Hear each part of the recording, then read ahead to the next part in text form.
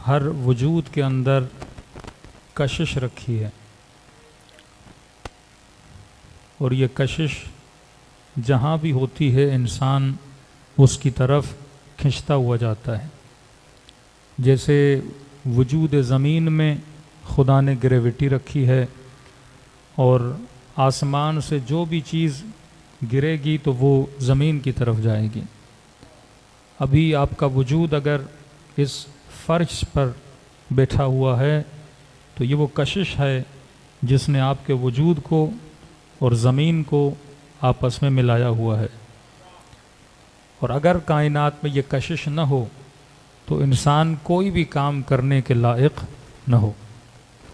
अब हैवान है, मसलन बकरी है, उसके अंदर खुदा ने घास की कशिश रखी है।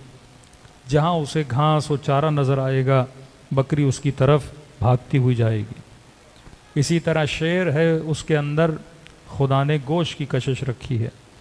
जहाँ भी उसे गोश्त नज़र आएगा, वो किसी भी शेप में नज़र आए, क्योंकि हैवान शक्लों को नहीं देखता, हैवान उस शय को देखता है, हैवान मांस को देखता है। अब वो हिरन की शक्ल में आए वो शिकार करेगा, इंसान की शक्ल में हो शिकार करेगा, गाय की शक्ल में हो शिकार करेगा, क्योंकि उस चीज़ के अंदर क्या रखी है? कशिश है। इसी तरह अल्लाह ने आपके वजूद में भी कई चीज़ों की कशिशें रखी हैं जो चीज़ें आपको अपनी तरफ खींचती हैं। मसलन जब भूख लगती है तो खाना अपनी तरफ आपको खींचता है।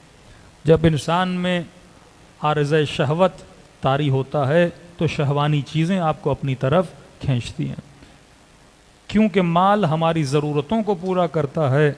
जहाँ पे पैसा नज़र आता है वो चीज़ इंसान को क्या करती है? खींचती है। अब ये खिंचाव जिस्म के लिए भी है, ये खिंचाव रूह के लिए भी है। मैंने ये समझना है कि कौन सा खिंचाव किस चीज़ का है। कन्फ्यूजन ये होता है कि एक चीज़ रूह को बुला रही होती है लेकिन मैं उसे पूरा जिस्म के लिए कर रहा होता हूँ और मुझे तस्कीन नहीं मिलती, उसके बाद मैं बेसुकून हो जाता हूँ। अब अगर दुनिया में कोई ये कहे कि मौलाना मसलन माल के अंदर सुकून है क्योंकि कशिश है, कोई ये कहे कि बड़े घर के अंदर सुकून है क्योंकि इंसान बड़े घरों में रहना चाहता है, कोई कहे कि बागात में सुकून है क्योंकि इंसान सैर व तफरी के लिए जाना चाहता है, कोई ये कहे कि ज़ेवर व आलात में सुकून है क्योंकि अक्सर ख़वातीन ज़ेवर को पसंद करती हैं, कोई ये कहे कि लिबास के अंदर सुकून है क्योंकि इंसान लिबास की चाहत रखता है। तो फिर तो ये तो होना चाहिए कि जिस इंसान के पास लिबास है, माल है, दौलत है, जिस इंसान के पास दुनिया की हर राहत है, फिर उस इंसान को कभी बेसुकून नहीं होना चाहिए। ये बेसुकूनी इंसान की बताती है। आज सबसे ज़्यादा साइकेट्रिस्ट के पास जो लोग रुजू करते हैं वो मालदार लोग हैं। माल है, दौलत है, सब कुछ है, बड़े बड़े एक्टर, बड़े बड़े सिंगर, बड़े बड़े सियासतदान, बड़े बड़े मालदार, जिनको ये भी नहीं पता कि हमारी दौलतें कितनी हैं। जिनसे ये पूछा जाए कि आपके घर का साइज़ कितना है वो भी शायद जनाब को नहीं पता। जिनको ये भी नहीं पता कि दुनिया में हमने घर कितने बना लिए हैं, हर मुल्क में, हर शहर में ज़मीनें ही ज़मीनें, माल ही माल जमा किया है। फिर तो ये होना चाहिए कि इन इंसानों को तो बेसुकूनी नहीं होनी चाहिए, क्योंकि जो चीज़ इनको अपनी तरफ खींच रही थी उस चीज़ को इन्होंने हासिल कर लिया है। लेकिन सवाल यह है कि अब भी ये बेसुकून क्यों है? अब भी ये रात को सोता है तो डिप्रेशन की गोली लेके क्यों सोता है? अब भी इस इंसान को एंजाइटी क्यों होती है? अब भी ये इंसान परेशानी में क्यों जाता है? और आप ये बोलें कि मसलन मौलाना क्या ये अमीरों की बीमारियां हैं? ऐसा भी नहीं है। एक इंसान मसलन गरीब भी है, वो भी डिप्रेशन का मरीज़ है। एक इंसान के पास माल भी नहीं है, वो भी डिप्रेशन का शिकार है। तो मतलब ये वजूद के अंदर जो बेसुकूनी पाई जाती है, इसका रीज़न क्या है? अगर कोई चीज़ मुझे अपनी तरफ खींच रही है, उस चीज़ के मिलने के बाद मुझे सुकून मिल जाना चाहिए। यहाँ पे अहले बैत ने एक फार्मूला बताया, फरमाया सुकून में वो रहता है जो साहिब कनाअत है। जो इंसान ज़िंदगी में कनाअत को इख्तियार कर देता है वो सुकून में रहता है। हो सकता है कि आप में से कोई जवान, कोई बुजुर्ग ये पूछे कि मौलाना कनाअत करने की ज़रूरत क्या है? अगर अल्लाह ने 1 लाख दिया है तो मैं 2 लाख की ख्वाहिश क्यों नहीं कर सकता? अगर 200 गज़ का घर है मैं 400 गज़ की ख्वाहिश क्यों नहीं कर सकता? ये क्या मतलब हुआ कि माल ज़्यादा न कमाओ, कनाअत करो? ये क्या मतलब हुआ कि घर छोटा हो तो कनाअत करो? कनाअत का मतलब ये नहीं कि छोटे घरों पे इक्तफा करो। कनात का मतलब ये नहीं कि जो माल कमा रहे हो उसी पे इत्तेफाक करो और ज्यादा के लिए मेहनत न करो। कनात का मतलब ये नहीं कि छोटी गाड़ी है इसका मतलब मैंने बड़ी गाड़ी नहीं खरीदनी, मैंने छोटी पे कनात करनी है। कनात का मतलब ये है कि जो मेहनत कर रहे हो जितना मिल रहा है उस पे शुक्र खुदा अदा करो। कनात का मतलब ये है।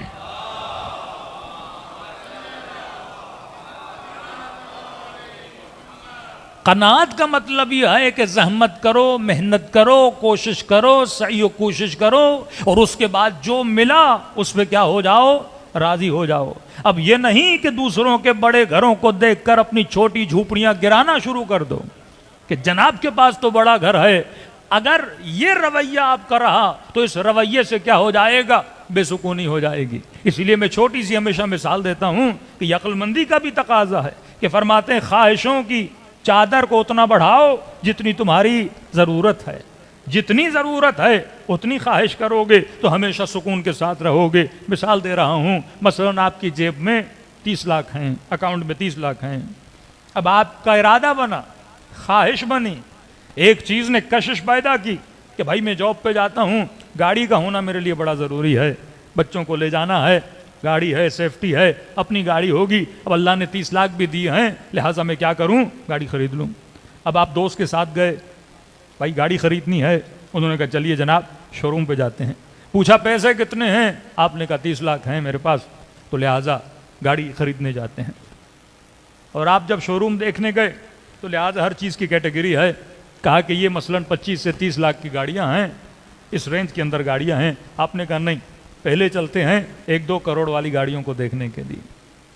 अब दोस्त मना करता रहा कि जेब में 30 लाख हैं, आपकी औकात ही इतनी है, इससे ज़्यादा आगे मत बढ़िए।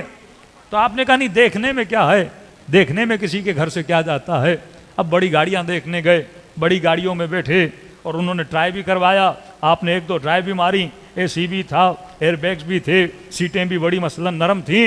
अब कहा कि जनाब गाड़ी खरीदना चाहते हैं, आपने कहा नहीं, हम तो बस देखने आए थे, खरीदने का इरादा इंशाल्लाह कल बनाएंगे। फिर आप उस बड़े शोरूम से उतर के छोटे शोरूम पे चले गए, जो आपकी औकात थी उसी दुकान पे आप आ गए। अब 30 लाख की गाड़ी खरीदी तो अब आपको उस गाड़ी में बैठने में मज़ा नहीं आएगा, क्योंकि नरम सीट पे बैठ कर आए हो, बड़ी गाड़ी देख कर आए हो। तो जो चीज़ आपके लिए थी, आपने बड़ी चीज देखी और जिस चीज में आपने बैठना है उस चीज में बैठने से आपको जर्रा बराबर सुकून नहीं मिलेगा। लेकिन अगर शुरू से उसी चीज के इख्तियार करते जो आपके लिए थी, तो उस चीज पे बैठने पे आपको क्या मिलता, सुकून मिलता। इसीलिए अमीरुल मोमिनीन बहुत प्यारा जुमला फरमाते हैं, फरमाते अगर दुनिया में खुश रहना चाहते हो, अगर सुकून हासिल करना चाहते हो, तो फरमाया हमेशा ऊपर मत देखा करो, नीचे देखा करो।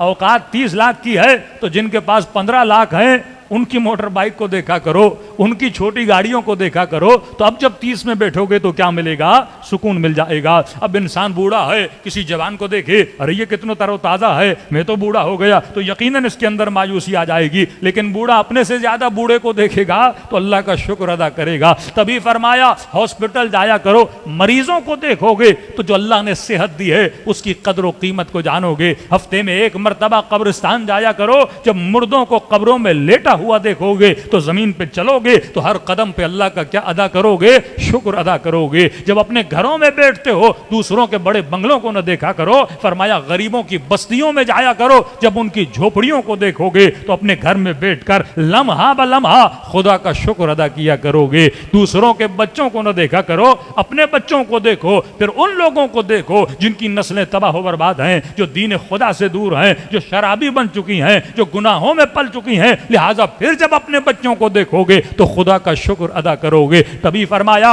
ये निगाहें इंसान के वजूद में हसरत को पैदा करती हैं। निगाहों की परवाज को इतना बुलंद न करना कि ताकि देखो तो हसरत पैदा करो। इसीलिए छठे इमाम फरमाते हैं कि निगाहे हराम भी जबान के वजूद में हसरत को पैदा कर देती है, क्योंकि निगाह से हसरत पैदा होती है। चीज को हासिल तो तू नहीं कर सकता, और जब हसरतों में आओगे तो हसरत तुम्हारे वजूद में गम पैदा करती है, दुख पैदा करती है। ये इतने अमीर अमीर और बड़े बड़े लोग क्यों डिप्रेशन में जाते हैं, क्योंकि जो अल्लाह ने वजारत दी है, जो अल्लाह ने दौलत दी है, ये उस पर कनाअत नहीं करते, ज्यादा से ज्यादा देखते हैं। ज्यादा खाही के चक्कर में दुनिया भी चली जाती है और आखिरत भी चली जाती है। सलवात पढ़े मोहम्मद वाले मोहम्मद पे।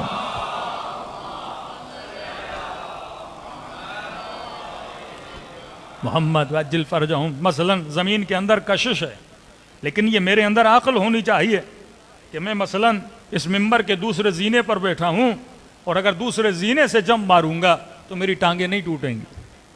लेकिन अगर मैं इमाम बारगाह की छत पे चला जाऊं और कहूं कि वहां से मैंने कूदना है, तो कशिश तो है लेकिन मेरी टांगें क्या हो जाएंगी? टूट जाएंगी। तो ये इंसान को अक्ल होनी चाहिए कि जो चीज़ें मुझे अपनी तरफ खींच रही हैं, मैंने कितने कदम उनकी तरफ जाना है, कितना उनके लिए आगे बढ़ना है। तो ये जो तवाज़ुन है ये इंसान की अक्ल बरकरार करती है। लेकिन हैवान के अंदर ये ना अक्ल है न शऊर है। इसीलिए बकरियां, जैसे अभी ईद करीब है, लोग बकरियां घर में रखते हैं, तो आप किसी से भी पूछें, कहते हैं बकरी को उतना खिलाओ जितनी उसकी ज़रूरत है, क्योंकि बकरी में शऊर नहीं है मैंने कितना खाना है। बाज़ लोग शौकिया सारा खाना बकरी के सामने ला के रख देते हैं और बकरियां इतना खाती हैं यहाँ तक कि उनका पेट जो है वो फट जाता है, क्योंकि उसे शऊर नहीं है कि मैंने कितना खाना है। ये जो शऊर की मंजिल है ये सिर्फ खुदा ने इंसान को दी है कि देखो वल यंजुरुल इंसानु इला तामे, देख कर खाओ कि क्या खा रहे हो, किसका खा रहे हो, अपना खा रहे हो, गैर का खा रहे हो, हलाल खा रहे हो, हराम खा रहे हो, नजिस है, ताहिर है, तय्यब है। ये पहचान किसके अंदर है? इंसान के अंदर है। निगाहें उठाने से खुदा मना नहीं करता,